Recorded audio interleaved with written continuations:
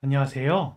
요즘 따라 날씨가 오락가락하고 미세먼지가 좀 심한 날이 계속 유지가 되고 있습니다. 이럴 때일수록 마스크 잘 챙겨 쓰시고요. 몸 건강에 큰 무리가 없기를 바랍니다. 오늘은 1979년 샤또 라뚜르를 이긴 검은 기적 스페인 와인을 세계에 알린 토레스 와이너리라는 주제를 가지고 유튜브 스트리밍을 시작해 보도록 하겠습니다. 목차는 총 3가지입니다. 첫 번째, 토레스 와이너리란, 두 번째, 샴페인 제조 과정, 세 번째, 시음 와인입니다. 토레스 와이너리는 17세기부터 와인 업계에 뛰어든 업체입니다. 5대째 이어져 오고 있으며 1995년 125주년 기념 행사 때 후안 카를로스 국왕이 참석할 정도로 스페인을 대표하는 업체입니다. 원래 스페인 자체가 와인 업계에서는 변방 취급을 당했고 사람들에게 그런 나라에서 와인도 만들어? 하며 무시 아닌 무시를 당한 나라이기도 했습니다. 그러던 중 1979년 파리 올림피아드 블라인드 테스트 대회가 열렸습니다. 파리라는 이점과 더불어서 당시 프랑스는 와인 업계에서 절대적인 강자였습니다. 샤또 라뚜르, 샤또 마고 등 프랑스 고가의 보르도 와인이 우승할 거라고 사람들은 믿어 의심치 않았고요. 왜냐하면 심사위원들조차 프랑스인으로 구성되었기 때문입니다. 하지만 막상 뚜껑을 열어보니 변방으로 취급받던 스페인 마스 라플라나가 우승을 차지하는 이변이 일어났습니다. 그래서 사람들이 도대체 이 와이너리가 어떤 와이너리냐, 어떤 나라에서 만든 와인이냐 등등 화제가 되었고, 그로 인해 토레스 와이너리는 전 세계에 자신의 이름을 알리게 되는 계기가 되었습니다. 토레스 와이너리는 카탈루냐 지방에서 1,500헥타르의 밭을 소유하고 있는데, 이 정도 크기는 세계적으로도 흔하지 않은 넓이입니다. 세계 최대의 스테인리스 발효통과 2km가 넘는 와인 셀러를 가지고 있을 정도로 와인에 대한 열정, 투자, 의지가 무척 높은 회사라고 할 수 있습니다. 그로 인해 맛과 품질을 끊임없이 유지하고 발전시킬 수 있었습니다. 그뿐만 아니라 칠레와 미국에도 와이너리를 세우는 등 다양한 투자와 와인 생산을 지금까지 계속 해오고 있습니다. 판매 금액의 95%를 더 좋은 와인을 만들기 위해 재투자를 하고 환경 보호를 하기 위해 끊임없이 노력하는 업체로 유명한데요. 유기농 비료와 토요타, 프라우스 하이브리드 차를 주로 탑니다. 왜냐하면 하이브리드 차를 이용하면 이용할수록 환경을 보호하는데 자신이 갖고 있는 포도밭의 품질이 꾸준히 유지될 거라는 믿음 때문입니다. 와인의 품질을 유지하는 끊임없는 노력 덕분에 지금도 계속 서늘한 기후 때 포도밭을 찾고 있습니다. 미겔 토레스는 언제나 환경을 잘 돌볼수록 더 좋은 와인을 만들 수 있다는 것이 토레스가 추구하는 이념이라고 말을 하기도 했습니다. 이런 노력 끝에 영국 주류 드링크 인터내셔널로부터 세계에서 가장 존경받는 와이너리에 2014년과 2015년 연속 1위에 선정되기도 했습니다. 그뿐만 아니라 2002년에는 와인 업계의 노벨상이라고 불리는 디켄더의 올해의 인물에 선정되기도 했는데요. 디켄더는 영국에서 출간되는 가장 유명한, 세계적으로 유명한 와인 잡지입니다. 국내에 판매되는 토레스 와인은 정말 많습니다. 그리고 재미있는 점은 마스 라플라나와 그랑 코로나스의 와인 정보를 한글로 기입했다는 점인데요. 저는 수입사에서 잘 나가는 와인에게 해주는 하나의 특혜라고 생각을 했습니다. 그래서 당연히 수입사 업체에서 레이블을 붙인 것이지 토레스에서 해줬다고는 생각해 본 적이 없는데요. 2013년 현 토레스 오너인 미국의 토레스가 한국은 와인 잠재력이 큰 곳이다 라는 이유만으로 한글 레이블 그것을 진행했다고 합니다. 그만큼 한국에 대한 애정이 남다른 것을 알 수 있습니다. 미국의 토레스 만드레가 창업을 했고 국왕이 참석할 정도로 유명한 와이너리입니다. 그리고 1979년 샤또 라또르를 제치 와이너리로 현재까지 세계적인 명성을 가지고 있는 회사입니다. 두 번째는 샴페인 제조 과정인데요. 영상을 통해서 제가 조금씩 설명드리도록 하겠습니다. 두 번째는 샴페인 제조 방법에 대해서 설명을 드리겠습니다. 예를 들어서 이게 샴페인이라고 생각하고 들어주시면 좋을 것 같습니다. 샴페인은 샤르도네, 피노누아, 피노메니에 총 3가지를 가지고 블렌딩해서 만듭니다. 그렇기 때문에 빈티지가 따로 없고 정말 좋은 포도가 나왔을 때 그것을 기념하기 위해 빈티지를 넣기도 합니다. 제일 먼저 포도를 발효시킨 다음 혼합해서 퀴베 혹은 블렌드를 이 안에다가 넣습니다. 2차 발효를 위해 와인 안에 효모와 설탕 그리고 와인 혼합물을 소량 첨가 후 임시 마개로 이렇게 막아 놓는데요. 이유는 발효를 촉진하기 위해서입니다.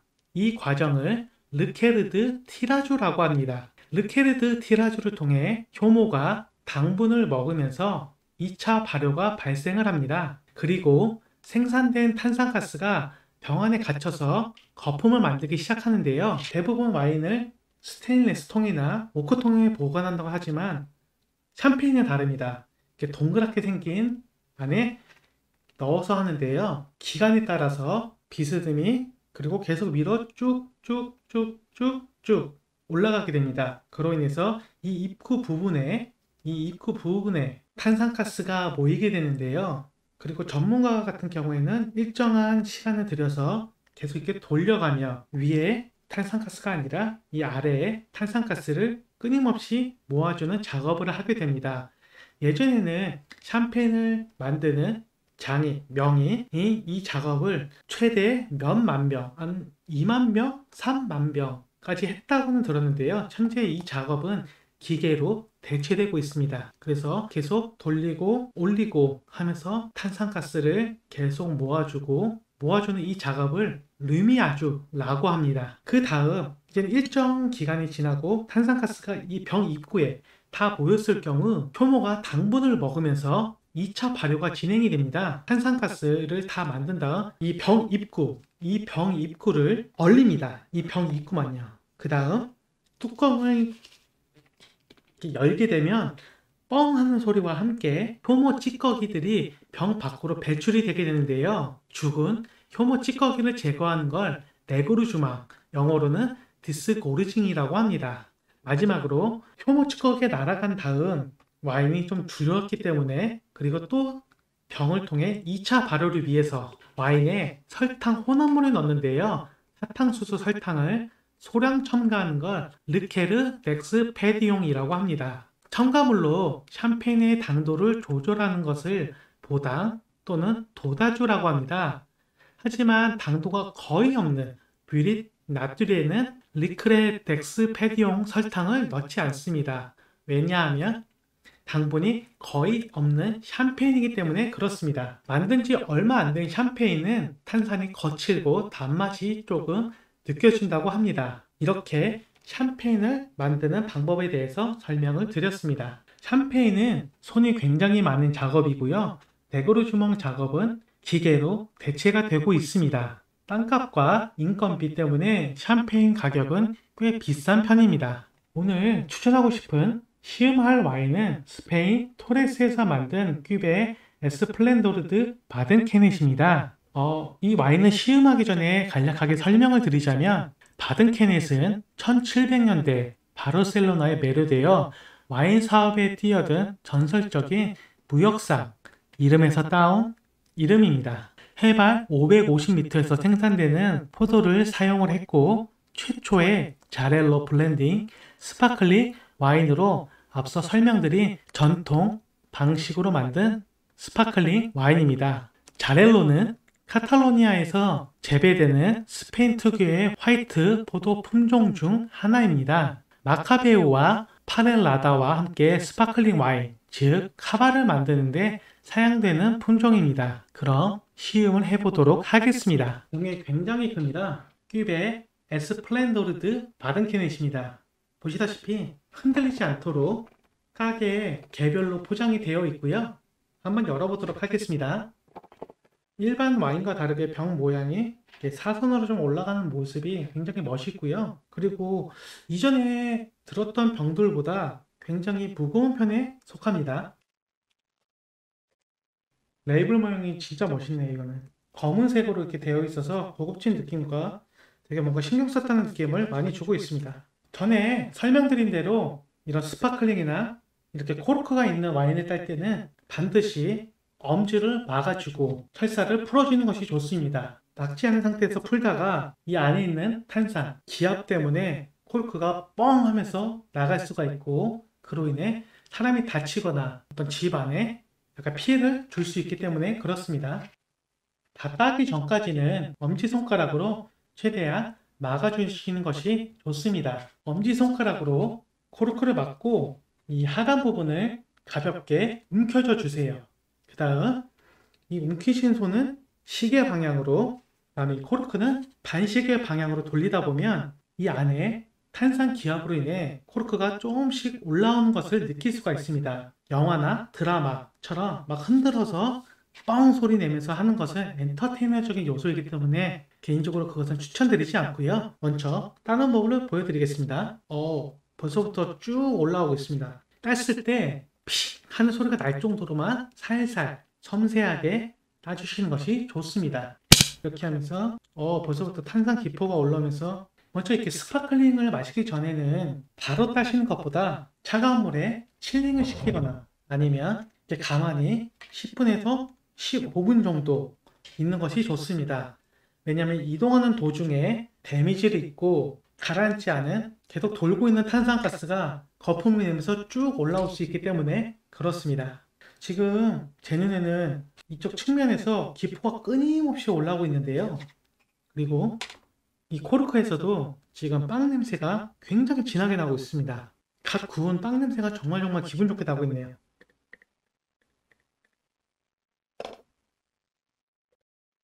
아까 코르크에서 났던 그 빵 냄새가 끊임없이 나고 있고 밝은 황금빛을 띠고 있습니다. 그리고 이 아래서부터 작은 기포들이 세밀하게 조금씩 올라오고 있는데요.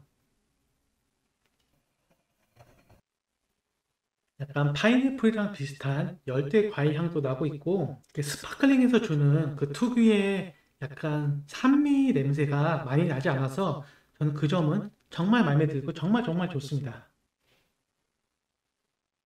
일단 맛은 조금 거친 편이고요. 산미가 너무 너무 강하지도 않고 너무 없지도 않은 딱 적당히 좋은 밸런스를 가지고 있습니다. 그리고 아무래도 스파클링 와인이기 때문에 탄산감도 적당하게 있고 농도도 굉장히 부드럽게 넘어가고 있습니다. 그리고 처음에 마셨을 때는 약간의 꺼끌거림과 좀 부담되는 톡톡 튀는 맛이 있었는데, 시간이 지나면서 그게 옅어지고 입안에 침샘을 자극을 하고 있습니다. 그리고 맛이 아직은 열리지 않아서 그런지 몰라도 조금은 맛이 나는데요. 그게 뭐 부담되거나 불쾌하거나 하지는 않습니다. 아무래도 이 와인은 식전주로 마시기 정말 좋은 와인 중에 하나이고, 디저트 와인으로 하기보다는 A라는 음식에서 B라는 음식으로 넘어갔을 때 입안을 씻어내주고 침샘을 자극해서 또 음식을 먹을 때 좀 더 맛있게 먹을 수 있는, 그 사이사이에 먹을 수 있는 와인으로 좋을 것 같습니다. 무엇보다 저 개인적으로는 이 밝은 황금 색깔, 이 색이 정말 너무너무 예뻐서 시각적인 즐거움도 주고 있네요. 괜찮습니다. 맛있네요. 혹시나 궁금하셨다거나 아니면 이런 내용을 좀 더 알고 싶다 하는 게 있으시다면 다음 주에 올라올 영상에 댓글로 남겨주세요. 제가 아는 범위 내로 여러분에게 설명드리도록 하겠습니다. 이게 피니쉬가 엄청 길진 않지만 입안에 약간 톡톡 튀는 맛 플러스, 이걸 뭐라고 표현을 해야 될까요? 혀를 좀 씻어주는, 뭔가 내가 음식물을 먹었을 때 그 혓바닥에 남은 걸 좀 씻어주는 그런 느낌을 주기도 합니다. 언제나 응원해 주시고 방문해 주시고 제 스트리밍을 귀 기울여 주셔서 진심으로 감사합니다. 또 찾아뵙도록 하겠습니다.